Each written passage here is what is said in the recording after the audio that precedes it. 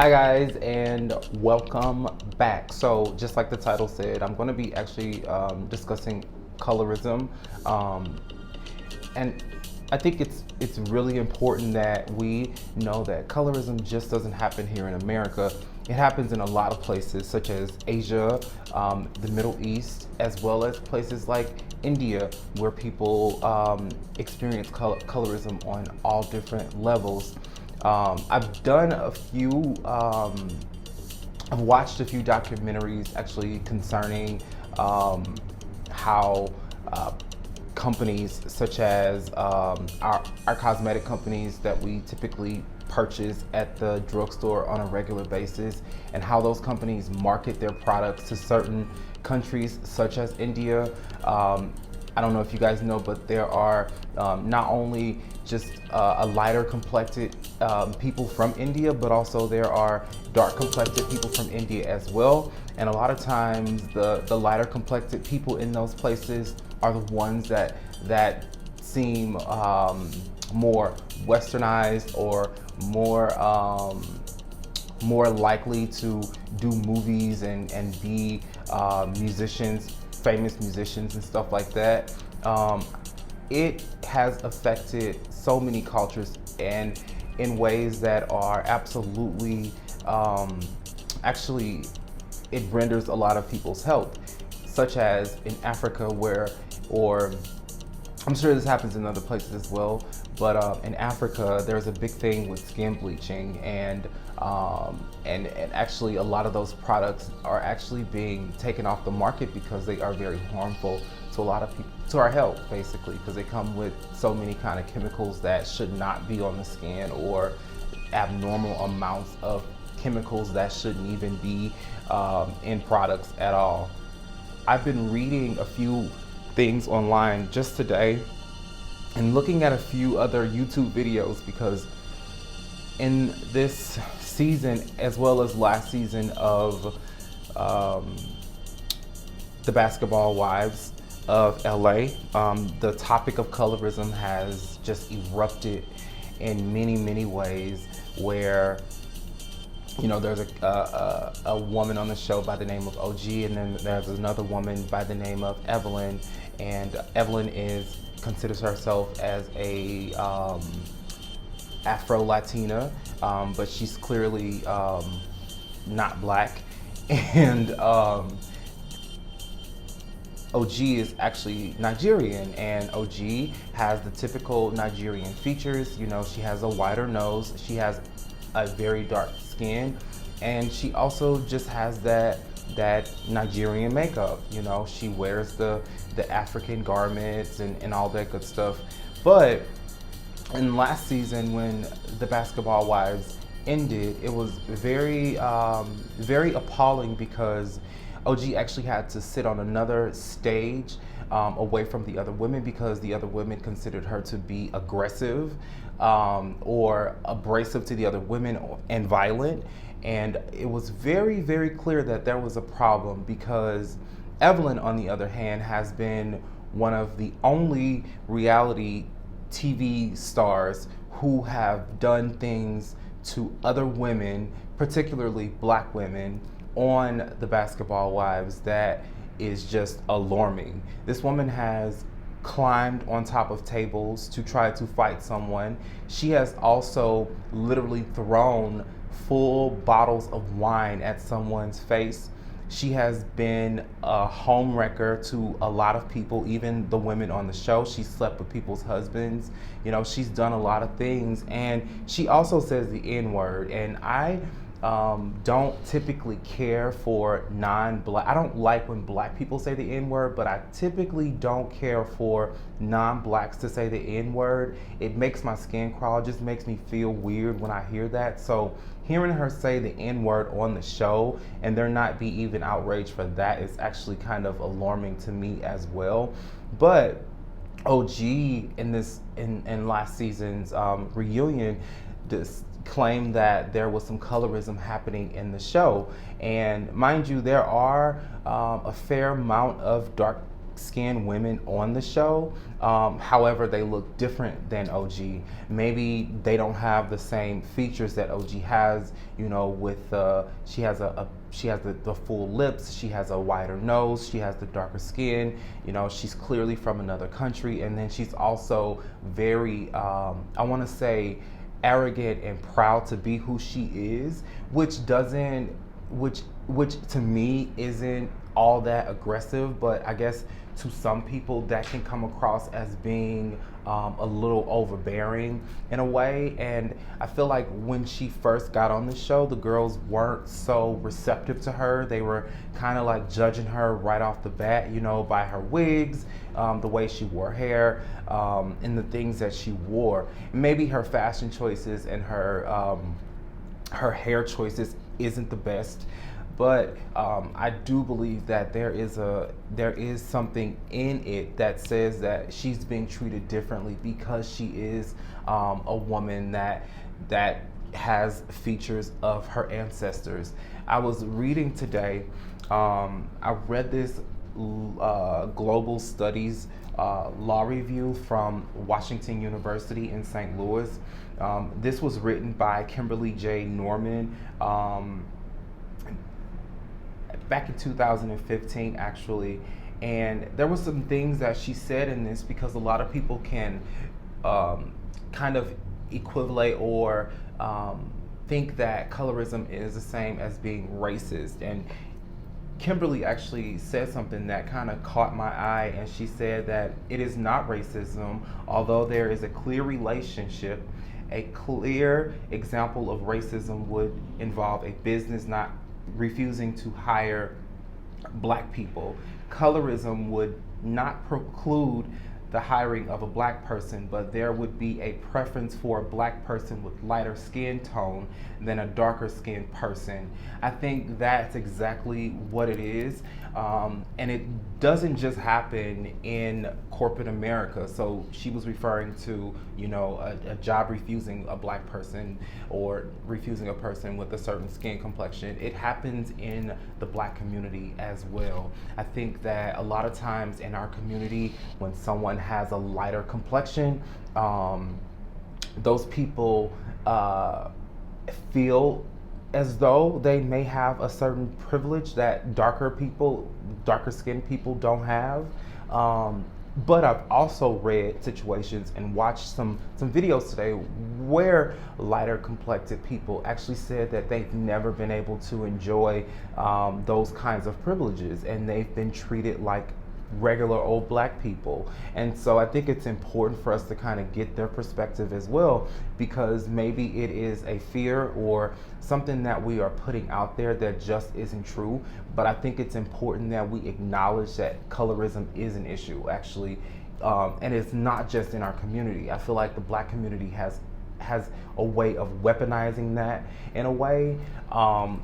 In our families, you know, in our relationships with our friends, you know, even being in school, you know, maybe a certain kind of girl would be picked by a boy faster than another dark-skinned complected girl or something like that. But something else that I was reading today, just kind of explaining what colorism is. Colorism is the practice of favoring lighter skin over dark skin.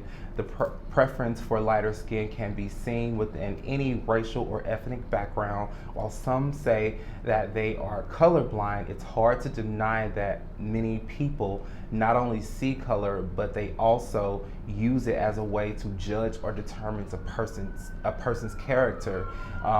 This was actually written by some, I'm going to actually put what I'm reading in the description box, and you guys can actually go over it yourself. But also, this phrase colorism was actually officially coined, believed to be coined back in 1982 by Alice Walker, who is an author. And there was something that she actually said that kind of kind of felt, you know, like, wow, I didn't even see it in that way. She said that it's a prejudicial or preferential treatment of same race people based solely on their color. So the article that I was actually reading from the Washington University Global Studies Review actually is, if you ain't white, is you, if you is white, you's all right. Stories about colorism in America. So I just thought these kinds of articles were really interesting to read, just to see a different person's perspective on, you know, what people think colorism is and how they've been affected by it. I also recently watched a video from Funky Dineva, who explained his take and opinion on colorism, and I didn't quite agree with him on certain things, especially when it came to, you know, OG. He said something like, you know, in the makeup that she has now, as far as like her hair and, you know, other things, what she's wearing, she's unattractive. He thinks that she's unattractive, but when she wears her natural garments, such as her head wraps and her African getup, she's more appealing. She's a goddess, and something like that. She's beautiful or something like that. But I think that actually it's interesting, because she also brought up in the show that it's not just skin complexion, it's also features, and that's it's so true, because, you know, you can be lighter complected but still have like a larger nose. Like, I have a wider nose than a lot of people, or you can have like bigger lips, fuller lips. I have that, and, you know, I've actually experienced, I don't know if it's colorism or even racism, to be honest with you. I never really delved that deep into, you know, my own situations. I remember being in San Diego, and on the first day I'm on like Jacked or something like that, and there's a guy, a black guy on Jacked, and I'm typically attracted to black guys, and there's a black guy on there, and he's like, I don't mess with other black people, and I'm like, wow. But when I go out, I do see other people communing with black people, but they may be lighter than I am.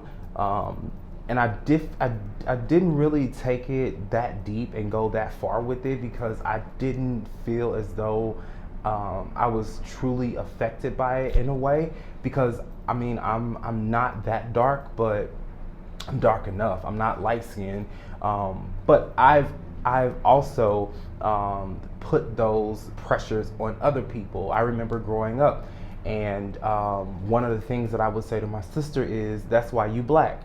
And knowing that I was much lighter than my sister is, and to this day, it's like, wow, I said something that hurtful to her. And not only that, but how did I know at that age that being lighter was better? I actually thought that I had a better advantage. I was more privileged because of my lighter complexion. And again, I'm not that damn light, so I was literally living in a delusion if I thought that my skin complexion was going to get me something.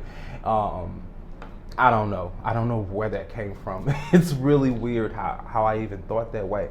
But I today would never say anything like that to anybody, not just my sister, but to anybody. I would never want to assist with perpetuating the colorism bullshit. It's just not my thing. But I think it's important that our community continue to have these kinds of conversations, because, you know, people need to know how you feel about certain things. If you are being affected by it, talk on it. You know, we need to know, like, just like I was saying in the video clip that I was watching earlier today, there was a light-skinned woman who said that, hey, I've never experienced this privilege that you guys talk about. I don't know what that is. And I think it's good to see it from that particular perspective. But I've also had people in my family, or people who my family associate with, who won't mess with certain people because they are dark, or they only mess with certain people because they are light-skinned. And so it's definitely an issue that affects the culture. I think it's important to know that it's not just our culture, though. One thing that I actually read today that was really interesting is, because most cultures see dark as being bad. Even things like our food that we choose to eat. Like, I'm a big pistachio eater. I have pistachios in my bag right now, actually. And one thing that I ran across was in China, people just were infatuated with pistachios, and they eat them a lot. And pistachios are naturally dark, and people would not eat the darker ones because they were considered bad. And so now pistachios are actually bleached. So it goes to show that this colorism stuff isn't just affecting our communities, it's happening to other communities throughout the world. Just like with, the way certain companies market skin lightening products in their countries. Places like India, they literally have commercials that market skin lightening products, and it's the same companies, Unilever, companies like that sell us like skin lotion. Here in America, they don't put skin lightening lotion on our lotion bottles, but they market it to Indians as something that's going to make them feel better about themselves, something that's going to improve their lives. And I just thought that was really interesting. And I actually watched that documentary years ago, and I thought it was fascinating. And then to come across the documentary maybe last year, where I was watching up on the skin bleaching that's happening in Africa, in places like Jamaica, where people, men and women, they literally have like these concoctions that they put on their skin to be lighter, and so that they can be accepted and feel as if they have a purpose in life. And I don't know, I don't get it. Skin lightening is not something that I'm interested in. I've never tried any skin lightening products, and I won't. Like I said in the beginning of the video, those products typically contain chemicals that shouldn't even be on our skin in the first place, or abnormal amounts that shouldn't be placed in products to begin with. And it's the very reason why a lot of Africans and Jamaicans and other cultures will make concoctions of these chemicals and combine them together and really make hazardous products and apply it to their skin just to be lighter. And these products can give you cancer. They can literally strip your skin off your body, or eat your skin up. And a lot of times, something else that I noticed in one of those documentaries, the products don't even last that long. Like, the skin lightening don't even last that long. Like, you have to continue to put these products on, because sometimes the lightening it's temporary. It just doesn't last for a long time. So I think it's important that we continue to have these kinds of conversations, especially in our culture. I think it's important that we also uplift people, especially starting at home with your children and with your family and friends, because some people may feel as though I'm darker, people don't treasure, or people don't trust me, people are afraid of me, I get treated differently, poorly, because of my darker skin. I think those kinds of people need to be heard, as well as the people on the other end of the spectrum, the lighter skinned people who may actually feel that they get privilege from their lighter complexion, as well as the lighter skinned people who say they actually don't. But I also believe, like Martin Luther King said, like, you don't judge a person by the color of their skin, you judge them by their character. You judge them by their behaviors, what they show you. And I've met people of all different races who may be light, dark, skinny, fat, black, ugly, pretty, who have really horrible characters, and that's what I'm judging them off of. Unfortunately, it's as if the only people who are able to have a darker complexion or able to play with darker complexions are white people. White people on a regular basis use products that darken their skin. They go sitting out in the sun so they can, tan and stuff like that. They use tinting moisturizers, and they also use darker makeup to have that bronzed look that they don't have naturally. And unfortunately, the world accepts them for that. And it seems like if we are darker, maybe the world doesn't accept us as much. And so, yeah, that's just something that I'm like, wow.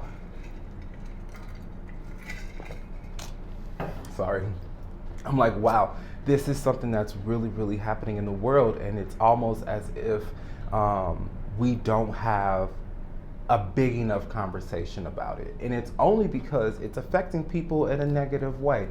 And I'm just happy to be able to recognize that it is a problem and fix my behaviors and my life, because not all of us, or some of us, may not have those kinds of behaviors where they're like, oh, that's a dark-skinned person, get away from me, or oh my God, you're dark-skinned, you're ugly.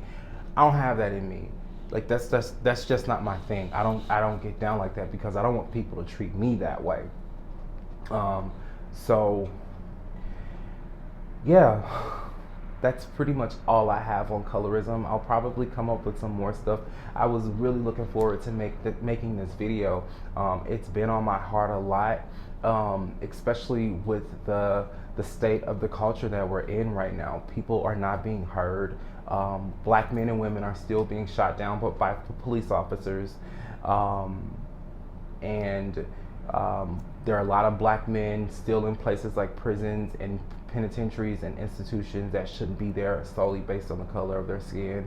And things are still happening to people of color that is absolutely appalling. And this is just a layer of those issues that we are all experiencing, because I'm sure a lot of times if we weren't the color that we were, those things, those negative things that continue to impact us in so many ways would not be happening.